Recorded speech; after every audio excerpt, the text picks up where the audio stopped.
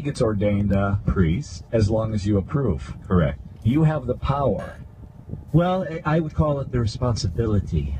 Sure, which is a longer word for power. Right. So now, who do we got here? Because he's got the Roman collar on, but he can't be priest yet. Deacon Michael is a seminarian deacon right now, preparing for priesthood in May. June 4th? June 4th. June 4th for the Diocese of Pensacola, Tallahassee. The Feast of the Immaculate Heart of Mary. Wow, how about that?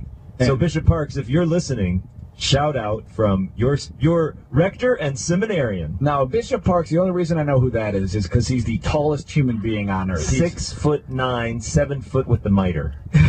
He really is. He really is. And I know he's a regular listener of the show because he came up to me once and he's like, "Hey, Lino," and I was like, "Kareem Abdul-Jabbar," and I'm like, "Oh." He came up to me once and he wanted to take a picture, and then he tweeted. He took the picture, or somebody handed him whatever. He handed his phone to somebody, took a picture, he tweeted it out.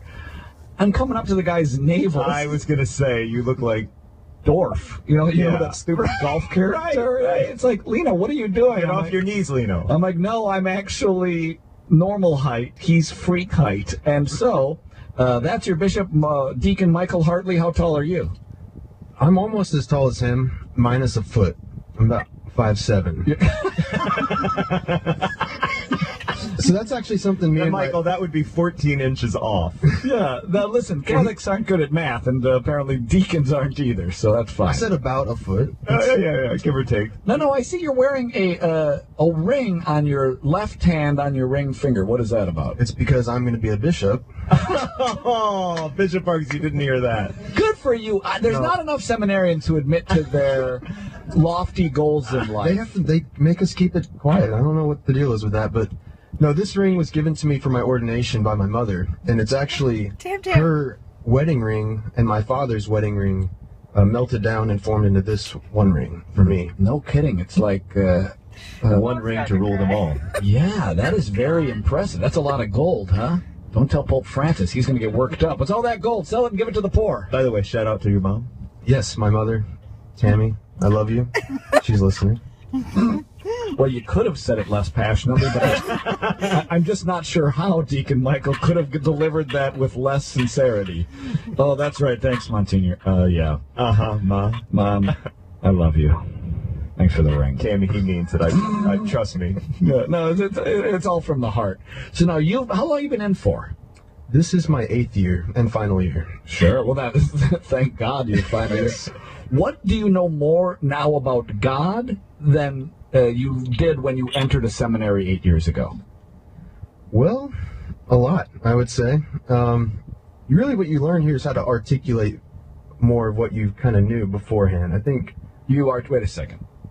So you say you articulate more, and when I asked what you learned, you said a lot. I don't know if I would agree with the articulation on that, Deacon Michael. Yeah, well, you know, when you kind of encounter God eventually, most of us that practice our faith encounter God at some point, you know, you can really experience Him in your life, in your daily life, before that point. But then you enter seminary, you start studying the things of God. Did you have an encounter with God? And I'll tell you why I asked that question. Not necessarily about you, no offense, but because I'm always curious if some people have experiences with God, and some people, perhaps myself included, are still looking for that experience of God and are sticking around in the church for that. Does that make sense, what I just said? I think so. So did you have an experience then? I would say yes, because there was a point where, you know, I really didn't care about my faith at all. It didn't really affect the way I lived, and I had an experience on a retreat in college, and God became real to me. He mattered to me from that point on. And is it something you did, or is it something he did? I know the answer is it's something he did, but I mean, was it something you were actively searching for? Were you dragged to this retreat in college? Was there a cute girl you were hoping to meet along the way? Like, seriously? Well, you know, there's a lot of cute girls in this retreat I was at. But, no, I was good friends. I was in a ministry in Tallahassee at the time, and they do retreats every semester there. And so I think it was my second retreat, actually, where I was more interested in attending it. My first retreat, I was a little more reluctant and didn't get as involved, and I think that's why. You were there for the girls. Yeah, maybe so. No, there's nothing wrong with that. Hey, whatever it takes to get somebody there, I'm with you. That's what I'm saying. You show up for the girls, you stay for the God. I don't think there's anything wrong with that. So the second retreat, what does it mean to have an encounter with God? I think it's different for everybody, but I was part of the music ministry, and for me, You got a good voice or something? I will say this. He does. Great guitarist, acoustical guitar. Yeah? Awesome. We're playing live at the bachelor party tonight. That's We right. are having live music at the bachelor party. So tonight, off the air, the Catholic Guy Show is having a bachelor party at the seminary. On tomorrow's show, we will be airing that bachelor party. So then that means, I assume Deacon Michael Hartley is going to be singing on the air? I'll be singing. You know, whether or not And it whether or will not be you put it on in the air. Yes, it will. Monsignor Toops is your boss, and he said it will be on the air. So you were singing, you were doing ministry, and? And, you know, there in these retreats, there's, over 200 people there gathered. And then our Lords in the Monstrance, up what we call the burning bush. It's this structure that there's candles all over it, and the monstrance is at the top. And just in a moment there, God really touched my heart, and he became real, and I knew in that moment that he loved me and that he was calling me to himself to be more with him. How many tattoos do you have? I just noticed because Sore subject to student director. Busted. that's what I had to ask, because Is this Busted Halo or the Catholic guy? Because you just got cold busted. there's Father Dave Dwyer of the Busted Halo Show. Here's the difference. Monsignor Toops, the rector of the seminary, the difference between the Busted Halo Show, of course I love all my friends there, and the Catholic Guy Show is Father Dave doesn't ask awkward questions, whereas Deacon Michael is not yet a priest, but he's got the Roman collar on, and he's got the short black clerical shirt on, and when he moved up his right arm, I saw A little ink. some ink on the bicep. I don't know what I saw, but now I'm going to ask. What do we got? Well, I have more than one. Depending on their placement, I will ask to see them. Some of them are difficult to see. Thank God. All right, so what's on the bicep? Let's start with that. The one on my bicep is my father's headstone. Wow. So that's why his wedding ring was available to me to melt down, was because he is no longer with us. And so it says Freebird forever in our hearts, and it's got his initials. He was a big Leonard Skinner fan. I grew up in Jacksonville. I picked that up on the Freebird part. And, my older sisters actually picked that for his headstone. Now, Monsignor Toop, how could you have a problem with this young man honoring his dad in such a loving way that is with him every day in the form of a tattoo? Oh, that came long ago. I have no problem with it. So it's the other ones. No, It's the additional ones that might head to. my rule of thumb is no new tattoos after entering seminary. And how many tattoos have you gotten since entering seminary? 0. I've been very obedient. Oh, well, then you don't have a problem with his tattoos. No, I don't. So how many other tattoos do you have, and what are they? I have 3 others. Uh-huh. And the first one I got is on my other arm. Oh, I see it, sure. And it's hard to talk and do things at the same time. Yeah, tell me about it. I host a radio show. You're telling me you're talking to the right guy. What do you got there? It's a little bit of an adaptation of the miraculous medal, the backside, the Immaculata. Yeah? So, the symbol of to Jesus through Mary. It's got the cross and a bar and the M around the bar. And I had it, I can't just get plain things when I do things like this. You spend money on it. You want it to be what you like. Of course. It's going to be there for a few days. So on the bar, it says Primum Deus, which is actually half of the motto from the religious order that ministers at FSU, the ministry that I was part of. Their full motto is Primum Deus, Deus Salom, God first, God alone.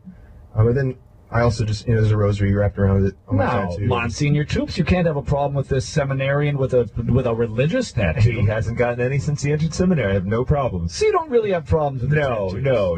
Is there a thing? What if a guy shows up with a face tattoo to the seminary? Does Monsignor David Toops has a tattoo as well? You have a tattoo, so who are you to judge?